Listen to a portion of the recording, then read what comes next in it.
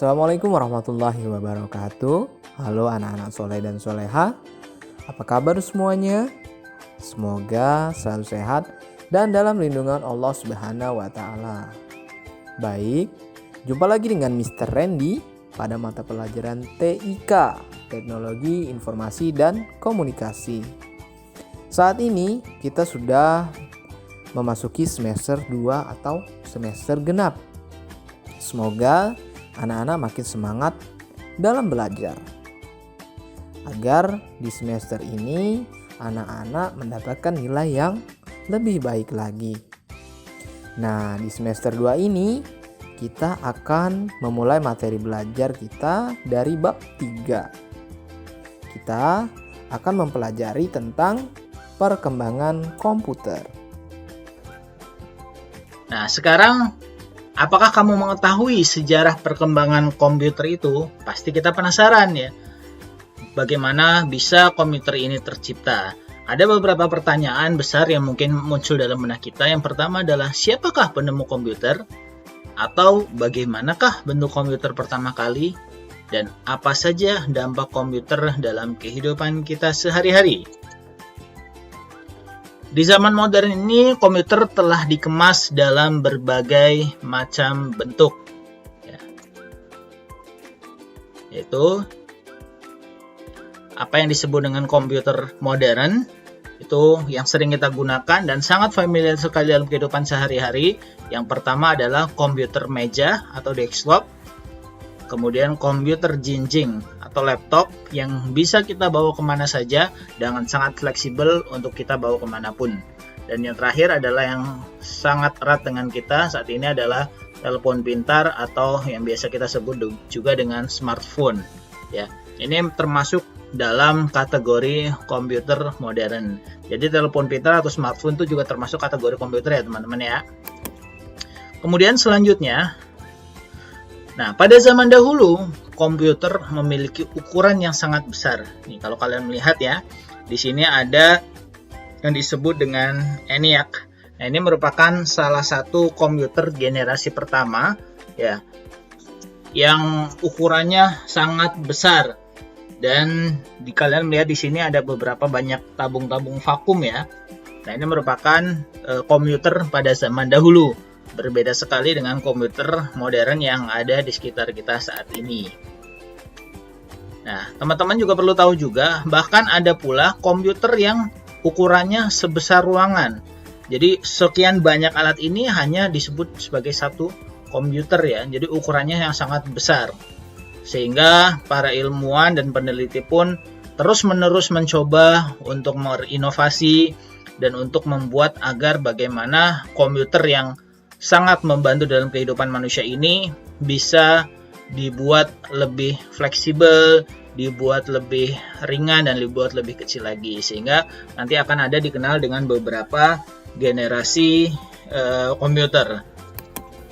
Yaitu, nah di sini kalau kalian melihat di buku kalian di halaman 75 ya, ada beberapa kategori komputer pada zaman dahulu.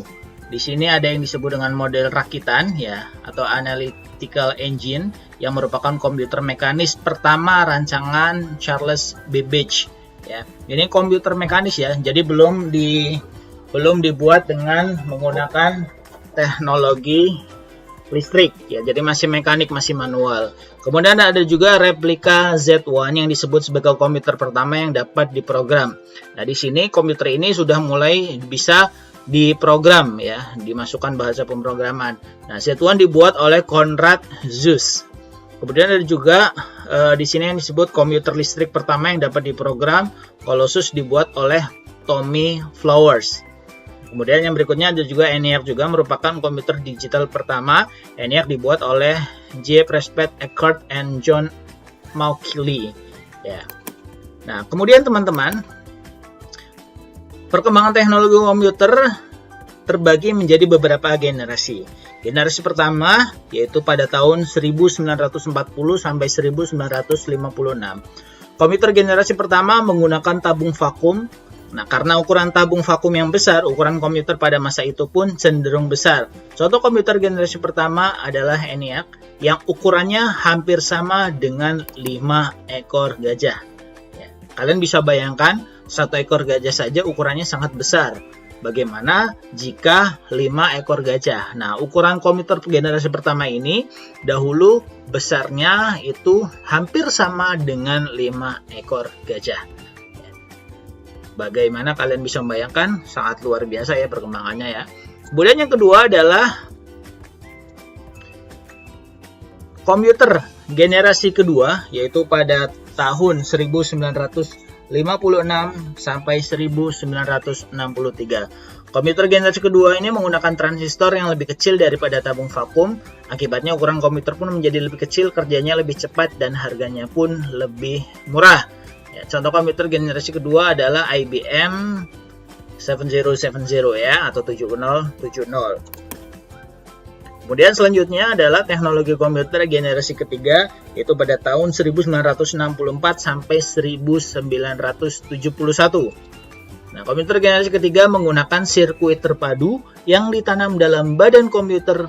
Penggunaan sirkuit ini semakin memperkecil ukuran dan mempercepat kerja komputer. Hingga kini sirkuit terpadu masih digunakan pada komputer ya.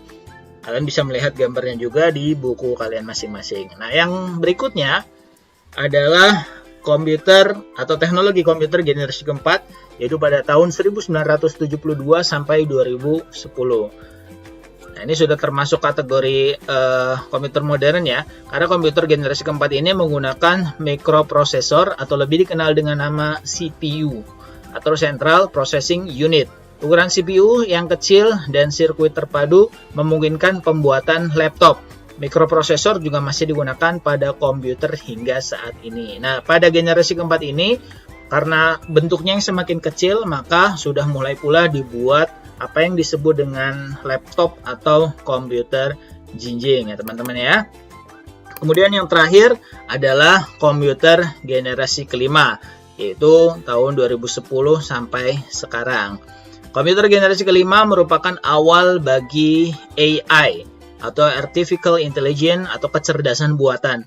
Teknologi ini masih dalam tahap pengembangan. Salah satu contoh pengembangan AI adalah teknologi pengenalan suara. Makanya kalau kalian melihat teknologi komputer saat ini, kita bisa memerintahkan kinerja komputer dengan menggunakan suara ya. Nah, ini sangat luar biasa ya.